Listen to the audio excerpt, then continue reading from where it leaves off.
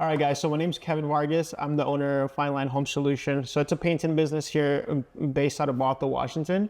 So this year I officially launched in March of 2024, and we're on track to do a little bit more than $1 million. So that's why I'm. My name is Jose. I'm a proud owner of Refine Painting. I also started my business here in April of this year. We are also on track and hitting over $1 million this year in business. Nice. Cool. Yeah. So essentially the idea that I have behind the podcast here is just to kind of like share our experience, our path from our very beginning till now and then till forever. And really the idea is that we meet a lot of people here and we connect and then we just grow together. So that's kind of where I see the path of this podcast going. I just want to be able to connect with people, and it doesn't necessarily need to be about business. You know, we could talk about life as a whole, but I think that's the overall goal for me. Yeah, I think that's the same thing for me is early on, me and Kevin were looking for avenues to help grow our business and look for ways to continue to bring success to our painting businesses. And we wanted to set up something for other business owners that are aspiring to start their own business. And we want to create that avenue. And if there's any questions or anything that we can help in, we'd love to grow with each one of you guys. So we created this podcast to answer any questions that you guys may have, and love to bring on more guests. So that way, if there's anything that we may not be able to help you with, we can bring someone else that is maybe an expert in that field. Or for example, we both come from the painting industry. So maybe someone that could help out with the landscaping, plumbing, or roofing, whatever, just construction in general. So that's kind of what. Or business in general. Yeah, just business in general. I feel like there's a lot of questions that we had and we had nowhere to go to. And over the few months of us being in business, we learned so much that we feel like we can help anyone else out there. Yeah. So I don't know. I think it's kind of crazy. I don't really say professionally. So, but Jay, do you want to introduce yourself at all or no? Okay, Jay said so no. Jay doesn't want to introduce himself. Jay's going to be behind the cameras, making sure that we look good and cameras are working and mics are on. But yeah, just going to be in charge on every guest that would come on. It's gets treated right and make sure that the camera's on. Yeah, for everyone. I got to do some sales on Jay and convince him to be part of the pod because I think he would add some value. Yeah. But whatever. So I think like a good starting point for our pod today would be just kind of like a quick rundown of our story. Yeah.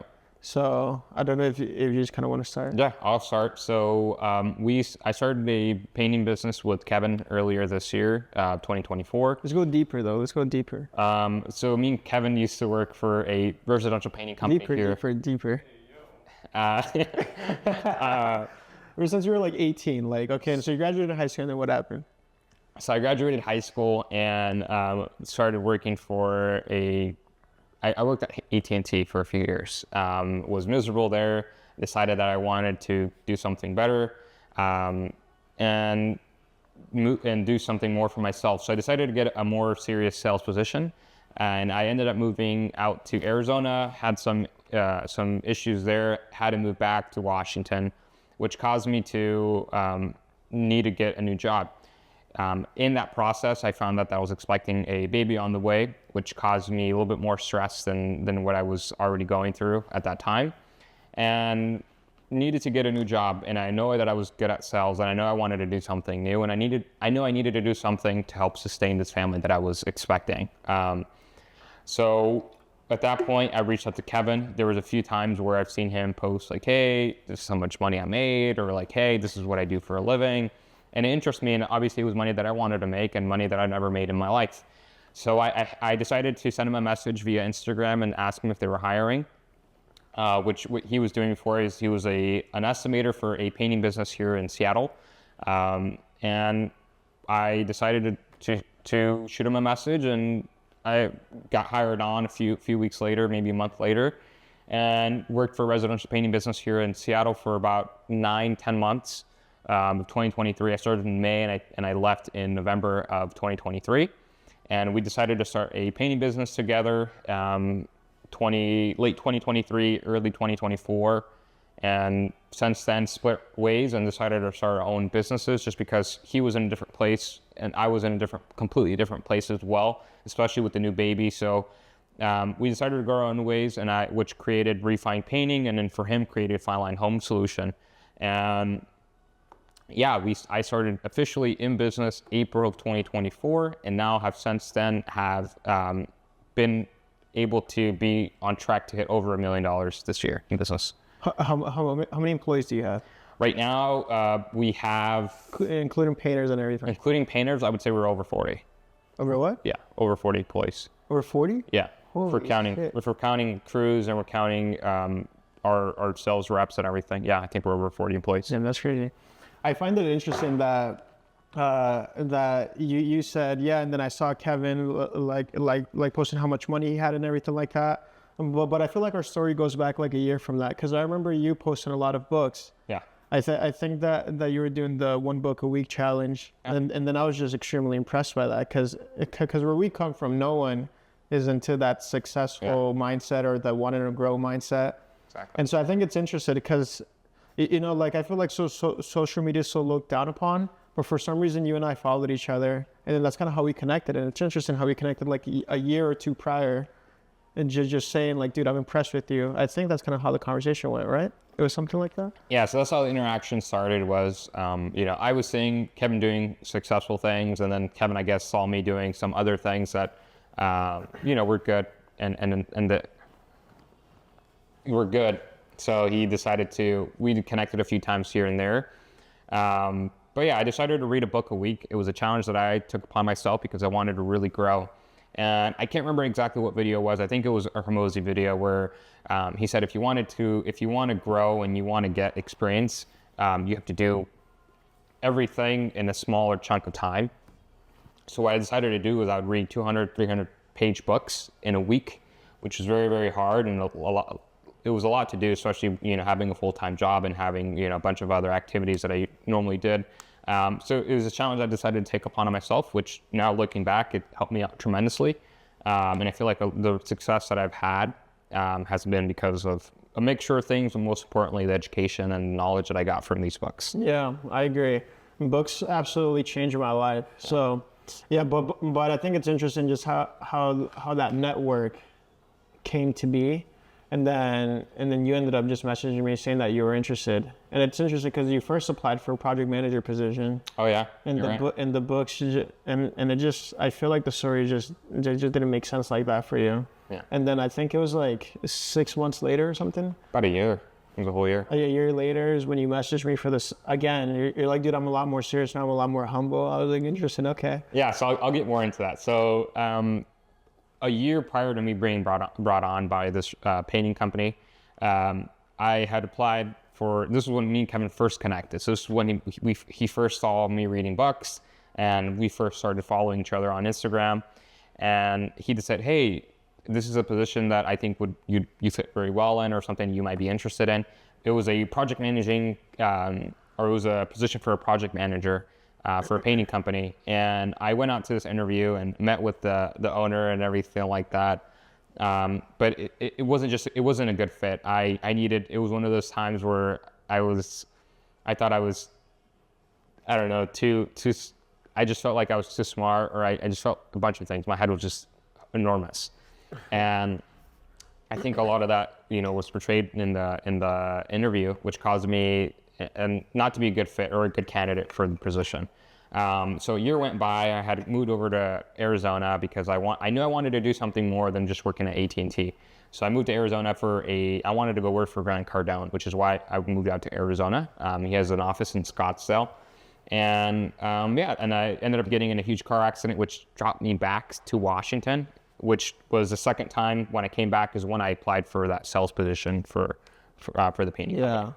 Yeah, and then, and you were like instantly hired. I remember when I at that point I got promoted to manager, and Ava and I interviewed you, and I knew that I was gonna hire you like regardless. Yeah. It was based on our conversations, but after that interview, I was extremely impressed.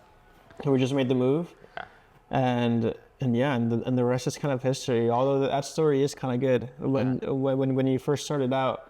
Which kind of show, I think that's actually a good thing just for you to share. Yeah, I think it was destiny. I feel like, you know, I had to do a lot more growing than where I was at that point in my life. Yeah, but what happened like after you got hired, and then you started selling? Okay, so first we trained you, and then you started selling. So what happened then? I got hired on and I did horrible for like the first 2 or 3 weeks. Remember? Yeah, exactly. Yeah, so I did horrible the That's first where I'm headed. 2 to 3 weeks, and I've always aimed to be the best employee. That's always something I've always wanted to do, because one, either it was money or just, you know, I wanted to have some, I don't know, I just wanted. I'm a very competitive person. So when I got brought on to AV painting, I was almost fired, and I've never ever been in that position ever in my life where like, hey, we don't like the work you're doing, or like, hey, you're gonna get fired. I was sent out for a couple estimates, I believe a week by myself for estimates, and I did horrible. I didn't close a single thing. And Aaron, the owner of AV Painting, and Kevin sat me down and said, hey, like if something doesn't change, or if we don't have a quick turnaround, or something doesn't change in you, we're gonna have to let you go because it's not working out, which was totally understandable because I was, you know, I was wasting their time, I was wasting their resources, but yeah. Sorry. I'll have Kevin explain a little bit. So I think like that shows the power of perspective and pressure. So like if you're a human that cares about like what you're doing or where you want to go, like if you truly care, but you don't have any pressure from your leaders or from anyone, then you might not necessarily do well.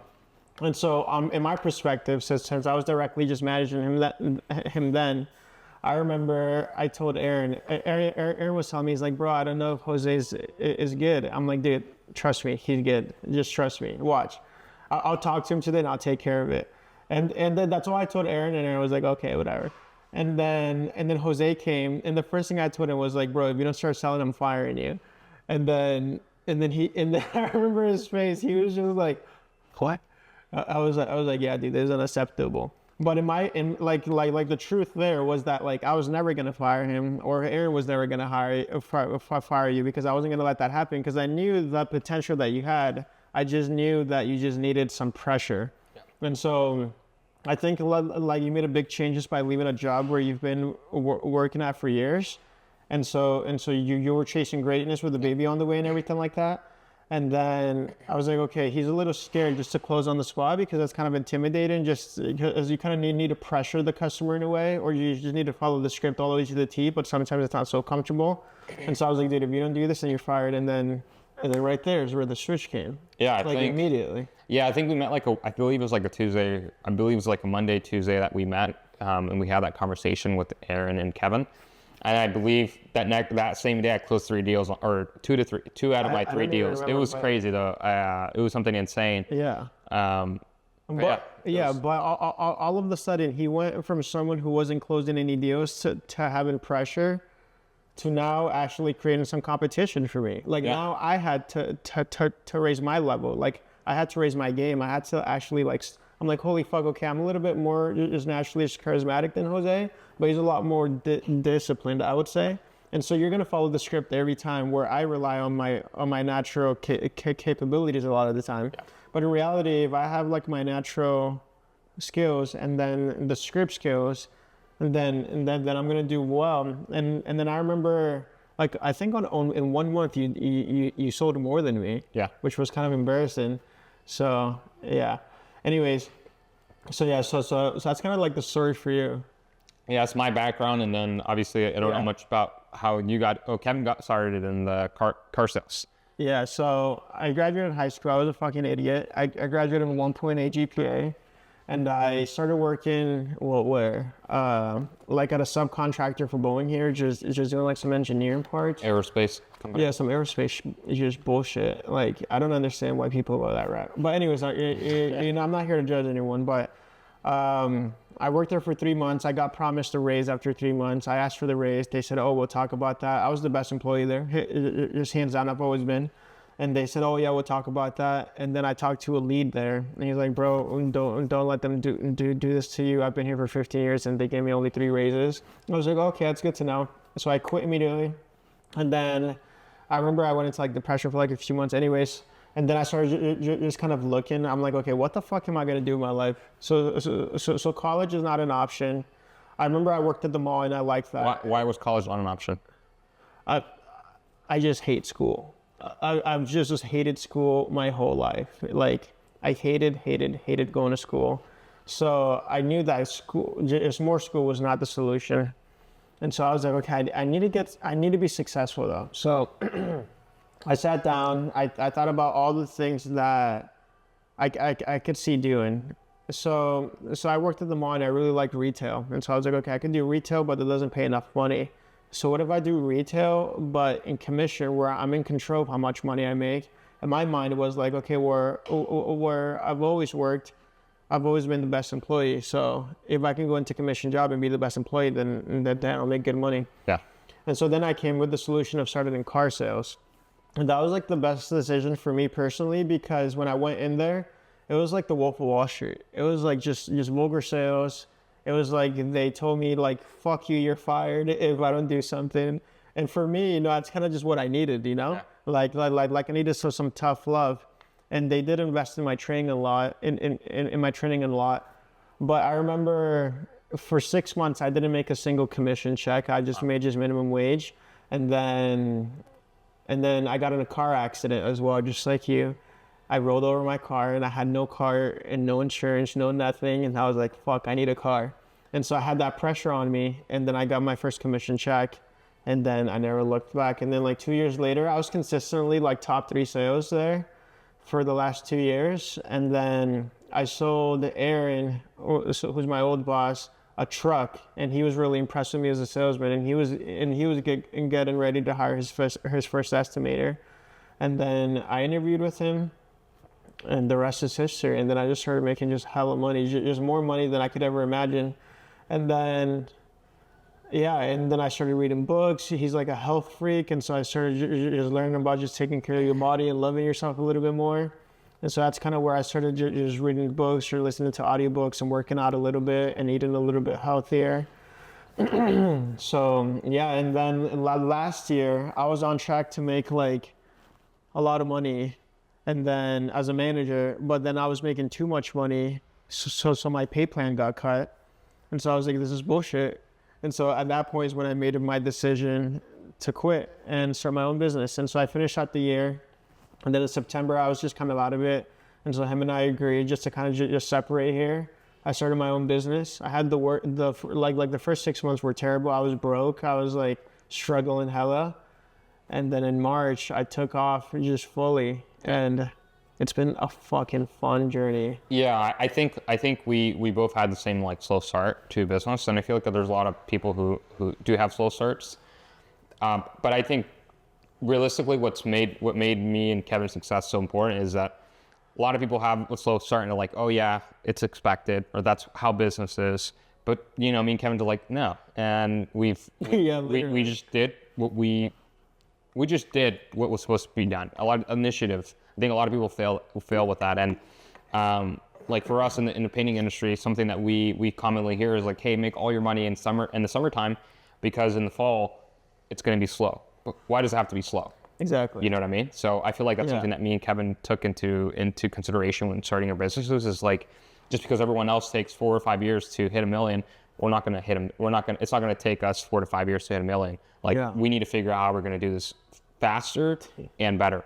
And I feel like that's one of the things that we little bit of what we learned was from Aaron of like, hey, this is a business model, and I think it was a great stepping stone for us. I think it was, absolutely. I'm very grateful for him. Yeah, likewise. I think my daughter had an amazing life or birth, and me and my other half had a beautiful, just life as well, just because we didn't have to worry about money, and we didn't have to worry about, hey, like you're going to be off a few weeks, or like, hey, Jose, like what are we going to do if you don't work for a few weeks? How are we going to live? And I feel like if I would have stayed at AT&T, I think I would have stressed about that. And I think thankfully, due to Kevin, due to the opportunity that I had, and due to Aaron, I think I was able to have a very blessed, birth I was able to enjoy it, essentially, is what I'm trying to get at. No. Yeah, and I forgot to mention that I just had my baby as well 2 months ago. But I remember I quit my last job where I had job security and I had good money, enough to live and take care of a family, Exactly. And then I quit, and my girlfriend quit her car sales job as well. And then a month later, we found out that she was pregnant. And so that is just an amazing story, because if we would have found out that she was pregnant when I was still an employee, I probably wouldn't have quit because of the fear factor. I think that's what a lot of people struggle with, is just taking that initiative to, leave security or leave comfort and starting their business. And I feel like this is what everything comes back to, where it's like, I could have just been like, hey, I'm going to say AT&T, make 70, 80 grand a year or whatever, and be happy with that. But I was making that a month with, or almost a month for AB painting. So I think for me, it's like me and Kevin took the initiative and the risk of wanting more in life. And Kevin I think you were just done work and you wanted to start your own thing. Yeah, as I said earlier, like I hated school, so I hated just people always having control of me. Yeah. So having a boss, although I love Aaron, I'm grateful for him, I hated him telling me, no, you can't do that. And like, if I want to do something, I want to do it, and I don't want to hear anyone tell me otherwise, Yeah. And so I think like that's part of what motivated me to start my own business. And ever since I was a little kid, like I just knew that I was going to be rich. I'm not rich yet, but I know I will be. Like I have no doubt. And I was going to ask you really quick before we get off the topic. Early on, like when you're young kids, like just your early teens or even earlier than that, did you know that, or is this something that you found after the fact? Honestly, I didn't know. Yeah, and that's what I was. So I'll go after you, but tell me how you noticed those things. Like what was I guess the earliest memory of you saying like, hey, I know I'm going to be something. Yeah, so I have to give a huge shout out just to my mom, honestly. So my dad, he passed away when I was 4 years old in Colombia. And then we got the opportunity to come into the United States, and we were like extremely poor. Yeah. And I remember in the United States, like I would see all these kids with like, I don't know, like in soccer, for example, and I would want to buy cleats, and everyone would buy like the $260 cleats, like the original ones. And then I'd have to go buy the cleats at Payless. And so I'd feel a little bit less than them, and then I'm like, fuck, like that sucks. Or I remember when I was 12, I was telling Jay about this actually. I used to be just super into editing videos, and that was my passion. I couldn't wait to leave school just to go back home and edit some Call of Duty videos. Yeah. And so that was my thing. And I remember my laptop broke, and my mom bought a $700 laptop, which was crazy to us. Like that was like, holy shit, that's a lot of money. And then it was like a huge gift for him, but it broke, and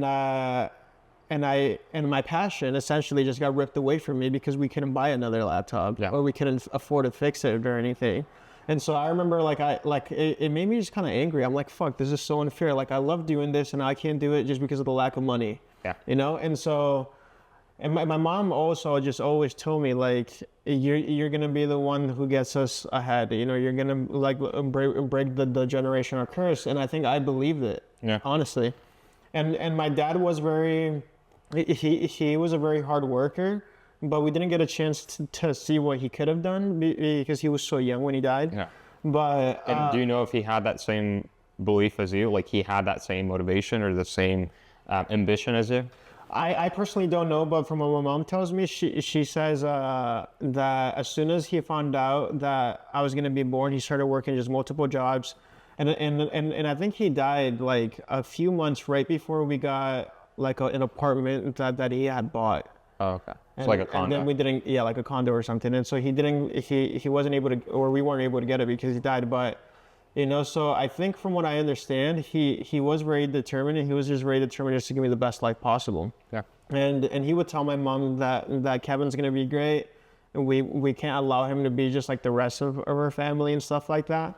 And honestly, like, I don't think I'm the only one in my family on this new generation that's doing well. A lot of us are doing well, but like I just want cousins and everything. Yeah, like I have a couple of cousins that are doing well. I have my cousin Alex, who has 2 beautiful kids, and she's an amazing mother. And so she's kind of breaking like the curse a little bit as well. So yeah. Anyways, but yeah, I just remember just being angry at not being able to afford the things I want as a kid, and so I said, this isn't fair. And there's no way that my kids are going to live the same life. Yeah. And so that's kind of where my drive comes from, honestly. Sorry. And then apart from that, I'm like, okay, I'm gonna get rich just for my family first. And what age is this again? Dude, Like, I know it's starting your. I guess I want them to kind of know a little bit more of like. For me, I want to go into. I'm going to talk about early on, and then in my high school years as well. What was like just certain events that kind of sparked and made me reassured of who I was or who I am.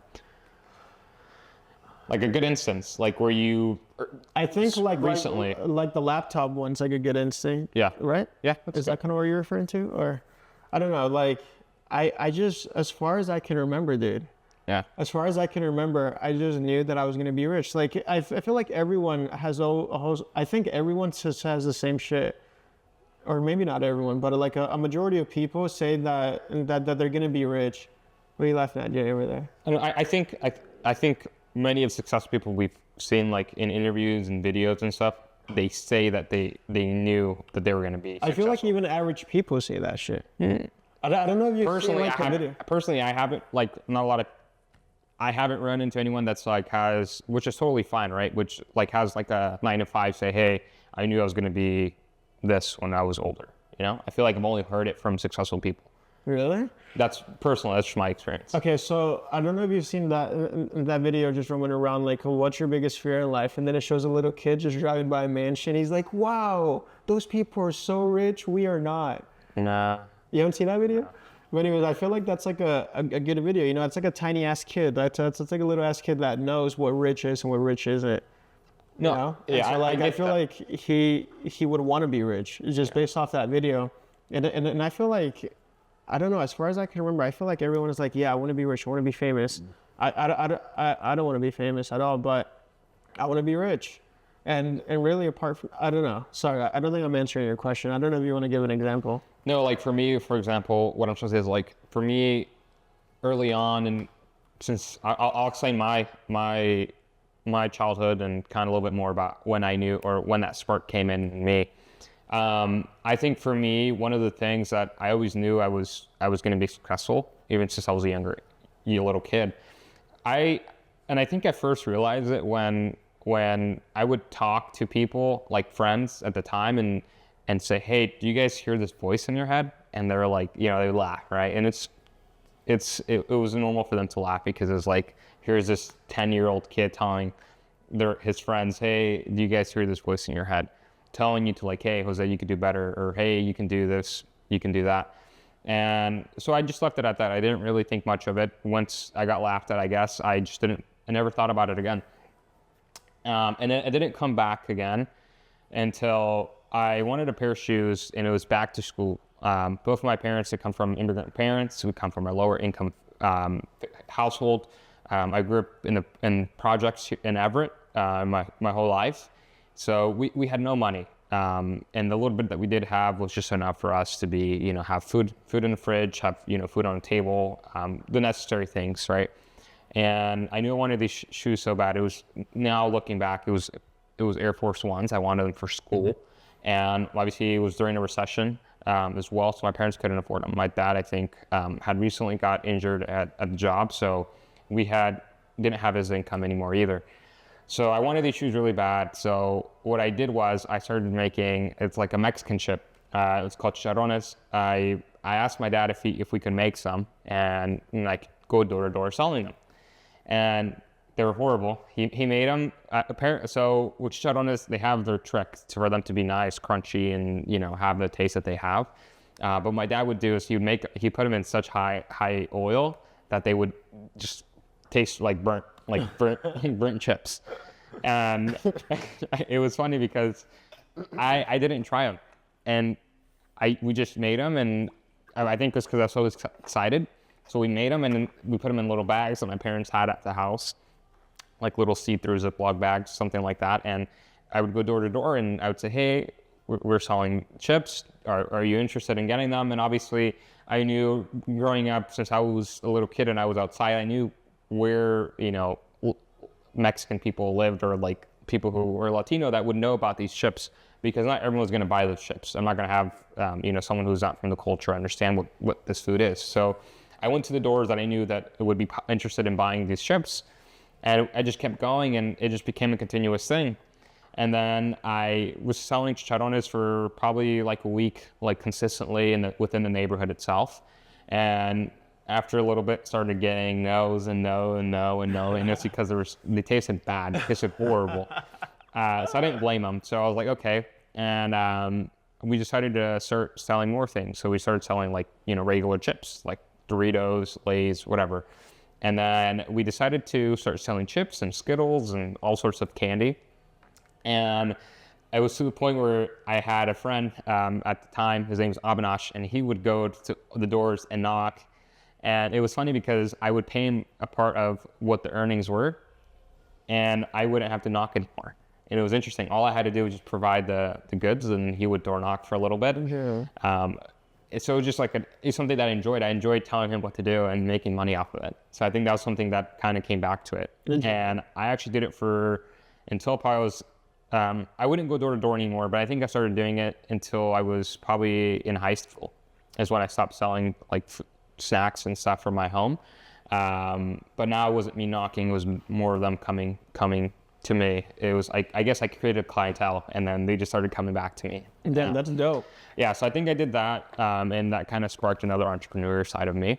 And then in high school, I just saw kids my age have things that I wanted. I wanted to have a house, wanted to have just these things that I didn't have, So I think just a lot of things, like just a lot of experiences with people my age and my same age group made me want to be better. And I always knew since a little kid I was going to be something. Whether I didn't know what it was going to be, but I always knew I was going to be successful.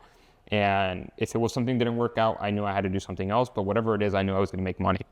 Yeah. And I was a fat kid, and growing up, I was a fat kid. And I feel like I struggled a lot with that. And it kind of pushed me away from my entrepreneur side of who I am as a business owner. And I feel like just reading books kind of brought that back in me later in my high school years. So I feel like that's kind of how I started. And my main point of when I realized I wanted to be something or have a business or wanted to start something was selling chips, because I know I wanted shoes. Yeah, that's dope. I love seeing all these little kids. I've seen them. I drive around all the time just like you, and I see them just selling just lemonade. Yeah. I stop almost every time, and I always just give them like a $20 bill. It's like $1 for a cup of lemonade. I'm like, here you go, you can keep the change. It brings me happiness, and if I can encourage them, I don't know, you never know. I could be their first sale or their last sale, or maybe they're having a bad day, and then they just get a fucking $20 bill. They're like, oh fuck, this is worth it. Yeah. It can be good sometimes. Yeah. And so I think like that's kind of my message behind that. But I admire that from young kids.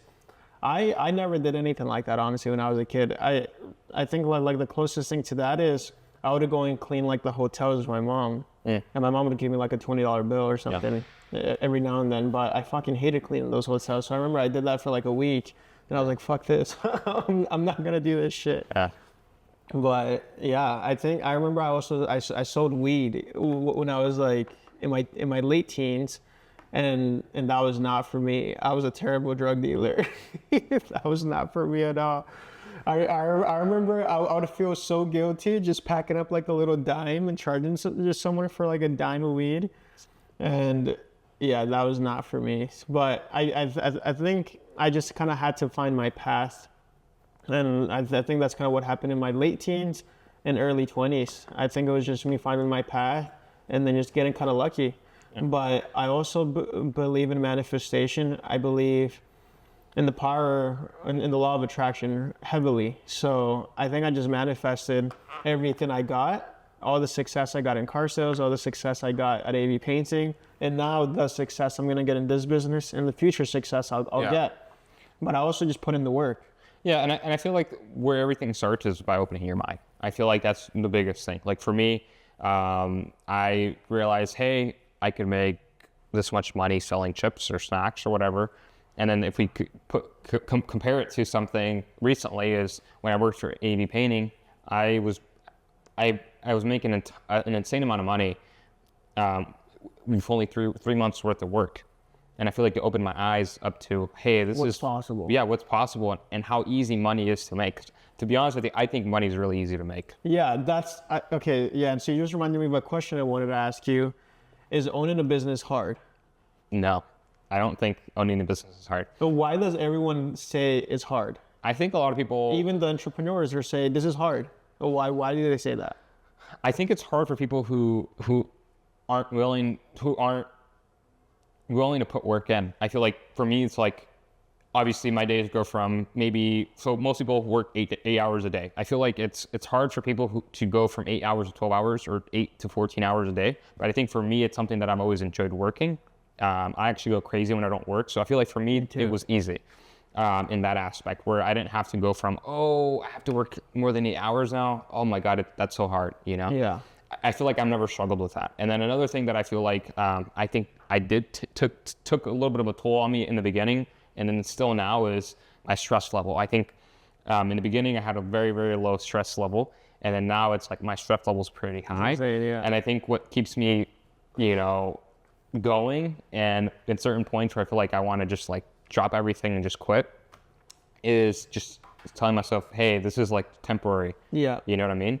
Yeah. And then Lila Hermosi, she said, like, the reason why you're stressing is, or if you're stressing about something, it's because you have to do something. It's like, for me, I stress about, hey, I'm starting this job, and it's because I'm stressing because I didn't set myself up good for that job. Like, I didn't buy materials. I haven't bought materials. I haven't scheduled, or I overscheduled, my crew for that week. You know what I mean? So I feel like those are things that we put on ourselves because we don't prepare ourselves. And I feel like everything else in general has been easy in business. Yeah. I don't think it's hard. I just think, yes, you have to put the work in. Yes, you have to be careful. You have to be okay with working more than 5 days a week, more than 8 hours a day, but I don't think it's hard. I don't think it's hard either, honestly. Yeah. I think the reason people say it's hard is kind of just tying in exactly what you said. It's just that people don't want to work more than 8 hours or 40 hours a week. And most people just want to work just less than that. Obviously, I don't want to fucking work either. Like, if we're real, like I don't want to work, but I feel like if I put in the work now, and then when I'm like in my 40s, I know for a fact I have a choice of just continuing to work, or I can just fucking relax and just fucking just live my life, because I'm sure I'll be just perfectly fine by then. Yeah, but I also think it's that, like, just having a good work ethic. Yeah, and I think it's also because of fear. So, like, a lot of times early on, like, my mom's a really great example. So my mom was like, hey, Jose, or she calls me Alex. Hey, Alex, are you sure you want to start business? Like, the economy looks like it's going down. But she was putting her fear onto me. And I feel like that's what a lot of people go through. That's what everyone yeah, does. And I feel like their fear is of risk. They try to relate over to you. Yeah. And maybe without them purposely doing it, they don't want you to start your business.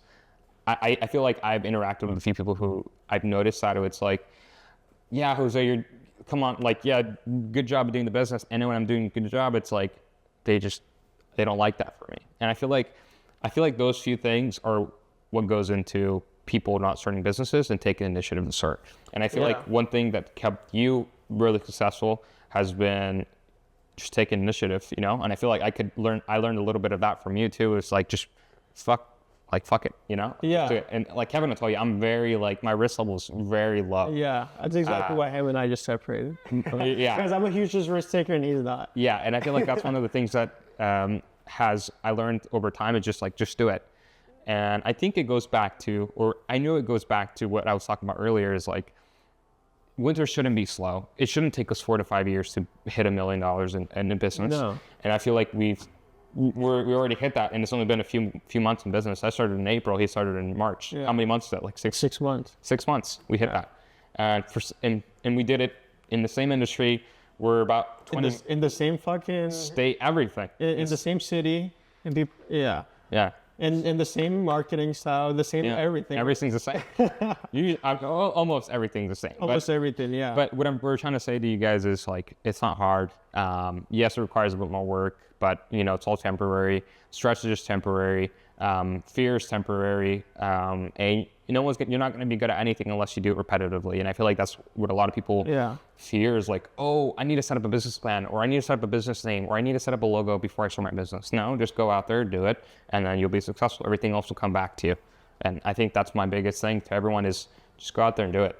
Unless you do it, you're not going to do let me get my clip here. So, just kidding. But I feel like you, me, Jay, everyone in this world has overcome some crazy times in life. Like each of us has our own stories, like my dad died. I don't know what the fuck happened with you or you, but I'm sure, you guys have like your sob stories that you can tell people, right? Yeah. And I feel like everyone in the world also has those sob stories. And those are like the excuses that people give themselves to not be great. Like I could have said, hey, I didn't have a dad, so I can't be great. Like all the rich people I see have dads and moms, or I don't know. Yeah, I feel like just everyone just gives themselves all these excuses, but like the actual fact is that everyone can actually be successful as long as they're just determined and they put in the work, right? And I think like the stress level aspect is so important to talk about, because stress is it's like bad, but it's actually good as long as you learn from it. So like a lot of the times in business, like when I've been just super stressed out, it's actually not that bad. Like I go and handle it 1-2 days and then it resolves itself. Yeah. And then after that, like I'm good. But really, like if I would have just stayed just stressed out throughout that whole time, I probably just would have created even a worse issue, But because I was like, okay, this is business, this is normal, I'm just gonna deal with it and I'm gonna learn from it. Yeah. I'm just gonna face it. And then I fixed it, and then everything just turns out fine. And now I learned just something new, and I won't make that mistake again. And so exactly like you said, like you kind of just have to jump into it and then just learn, right? And manage your stress level, expect it, but just learn from it. And it's kind of normal. And I think eventually, like us growing $1 million business, our first year in business, and have never been entrepreneurs before, shows what's possible. I remember at the beginning of my business, I was talking to Ben, and Ben was like, bro, there's no way that you're going to do $1 million your first year. He's like, just don't do that. It's going to be a mistake. Just don't do that. And then I was like, I'm going to do it, bro. Like, why wouldn't I do it? He's like, bro, I'm telling you, just do like 200 or 300K. That's going to be a lot easier for you to handle. It's going to be just very hard to find the painters for it. And it's just too much stress. I'm like, dude, I want that stress. Like, I want to learn. Yeah. So I'm going to go all the way fucking in. Exactly. And then I remember I talked to another guy who's like a smaller painting guy, or he's like a GC, but he's smaller. And I remember I was talking to him. He's like, yeah, it's going to take you like 2 or 3 years if you work hard to hit $1 million. And then I was like, I remember I looked at him and I kind of smirked. I was like, okay. But in the back of my head, I was like, I'm going to hit $1 million this year. Yeah. Like there's nothing that's going to stop me. Yeah. No matter how big the issue is, there's nothing that's going to stop me from hitting my goal. And maybe I don't hit my goal. Maybe I fall short like 200K or 100K. Like that's still a lot better than me saying, you know what, I'm going to listen to this guy. Yeah. And I'm going to settle with 300K. Yeah. And I think that's a lot better than. And I'm not going to learn shit from that. Yeah. What the fuck is 300K? Yeah. That's like nothing. That's like a project every 2 weeks. Like that's insane, Yeah. So. Exactly. Yeah, I think that's one of the things that I was telling, like something that I fall back to is like, shoot for the stars, and at least you're shooting for the stars. All right. If your goals are small, you're gonna do small things. If your goals are big, you're gonna do bigger things. For me, I was told it was relatively the same stuff that Kevin was told, but just by different types of people. And I was told, I told this to Jay the other day, was like, hey, Jose, just do everything yourself through the first year. And then when you're ready, or in a couple of years, you can hire employees. And I was like, no, I was told not to do that and don't take risks. And one of the things, we shot a video. Remember, Jay, we shot a video like 2 weeks ago, or not 2 weeks ago, like a couple months ago. We were at a house that we did an exterior shoot for. He had like the golf putting, yeah. So Yeah, so he remembers. He's trying to act like he doesn't remember. But it was a video where we shot where I was told to not hire a salesperson yet, or I was told, hey, like wait on all that, just do everything yourself. And then in a year or two, when you have more of a capital, start hiring people on. Yeah. But it's taking the risk and hiring people on. And early on, when you're bringing employees on, I mean, you could probably answer this as like, you can't offer a lot. The only thing you can offer is a vision. Just the vision. Vision. And if you have a vision, then you're going to have something to go off of. The vision is key. Why would you want to make X amount, like $200,000 a year, if you hate your job? You hate working for the company. You don't like what you do for a living. And I think, I mean, me and you could relate to that as we're making really great money. I hit 6 figures in the time I was there, and I only worked for 3 months, and I hit 6 figures. Where? Yeah, I made it in 3 months. Yeah. And you were making more than me, and it was like one of those things where it's like, yeah, it was good money and all. I didn't have to stress, but it was like, I wasn't really happy with my life because, again, I couldn't do what I wanted to do. I wasn't happy with my life either. It was just easy fucking money, dude. I'd wake up at 8:30 and be late to all my appointments at 9 a.m. And then I'd pop up, I'd still sell it somehow. And then I would go just to my other 2 appointments, and I'd call you in between. Hey, how you doing? Yeah, I just practiced this. Okay, bye. And then just go home. It was just kind of boring, and I felt like I had no purpose. I feel like he took like a fat L because I was like fully involved in the business, and like I was determined to grow that business with him. But his lack of trust in me, or maybe it's my fault, but his lack of trust in me, it just turned me off. I was like, dude, like I want to grow this business with you, but you're like this scared guy that doesn't just fully just want to go on my ideas, which I get it. You know, he's a visionary, so whatever, it's his business. So I was like, okay, I'm just gonna start my own business and then just do it better. And then like a few months later, he sees how well I'm doing. He's like, hey, bro, come back. Yeah.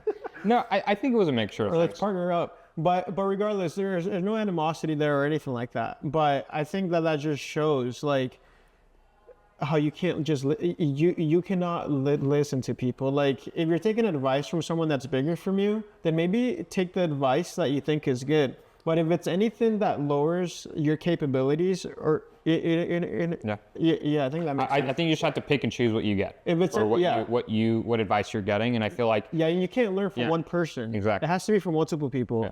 And so like a huge guy there, especially for door-to-door, is Justin. Yeah. Like I learned the door-to-door system with him. I copied a setup call script. That shit is insane. And Jose's about to start doing it here.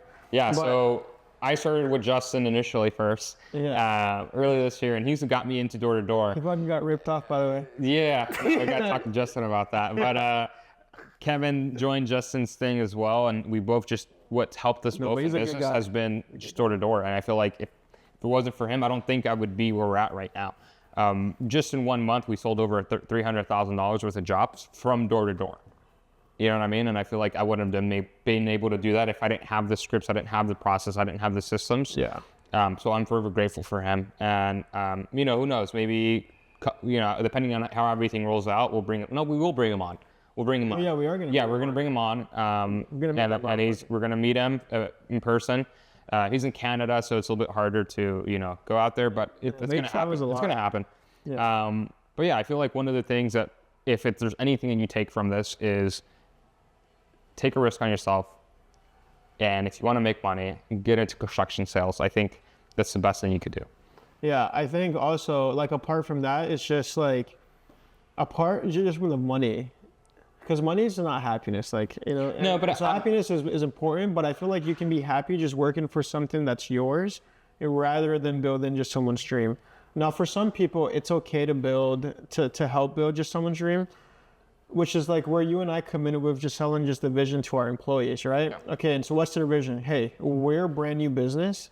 We're going to fucking grow, and we're going to blow up, and you could eventually be the CEO, or you could eventually be the CFO or the CMO, or maybe we can actually just become partners at another location, or we open up a siding company, and now they're partners because they grew the business with me, And so I think like that's also just something that they can build for themselves. And at AV Painting, my problem there was that like I wanted to do all those things with him, but he would limit me. I'm like, dude, I'm your best salesman. I'm bringing people on. Like everyone we hired was because of me, except for Ava. But you know. And so I was like, okay, fuck this. Like, I'm not gonna grow here. But like I think honestly, with my employees, Steven brought 2 guys in, and one of them's still around. So like, you know, I give them that equal power. Like, I want them to take ownership of this job, of this business. And like, it's not necessarily like I'm their boss and I tell them exactly what to do. It's like we're a team and maybe I'm just a leader. Yeah, no, but what I think we should let them know is like, we got like what you just said it, but we're gonna get more into it is like give them a pathway, and let them do what they're gonna do. Like if they're gonna be successful, it's because of them and you. You know what I mean? And if they're not successful, it's not on you anymore. But I think one of the things that right now, like if you look up on TikTok, Instagram, you hear about high ticket sales, all of these things. I was actually talking to a guy 2 weeks ago and talking about you, Marcos. And I was like, hey, how much are you making? And he was like, oh yeah, I'm in high ticket sales. I do all this. And there's a bunch of other guys that, you know, that I follow that do high ticket sales, but there's nothing wrong about it, or pest or solar. And he was like, oh yeah, man, I make this much money. And I was like, okay. And I was like, how much? Yeah, like I think it makes like $2 to $3 grand, like every 2 weeks, high ticket sales. And I was like, okay. And every time I brought up like being a door-to-door rep for me and, you know, being part of the team and everything, he was like, hey man, I'll let you know. Or like, maybe they thought they were too good for door-to-door. I don't know what it is. But what that shows you is that he's bought on that vision. No, but what I'm getting at is like that company he works for just sold him on the vision. And so he's proud of being there, you know, which there's nothing wrong with that. But I think what you're getting towards is that there's bigger things out there, right? Yeah, I think there's bigger things out there, and I feel like for me, it's like early on when I told Kevin is like I wasn't proud of being an estimator for a painting company, but that's what brought me money, and that was opportunity that I was given, and that was my pathway, and I'm 100% grateful for that because if it wasn't for me being an estimator, I wouldn't be where I'm at right now. Yeah. And what I'm saying is lose the ego, do something that you know, or if you want to make money, get into construction sales. I mean, I think that's a good industry to get into. Not just painting. It doesn't have to be painting. It could be roof. It can be gutters. I don't know. It could be windows. Anything. Yeah, but I think, as long as it's the right company. Exactly. And as long as it's not like some bullshit, just tiny company that thinks small that their goal is 1 million forever. You know, it has to be like an actual just decent sized company. Yeah.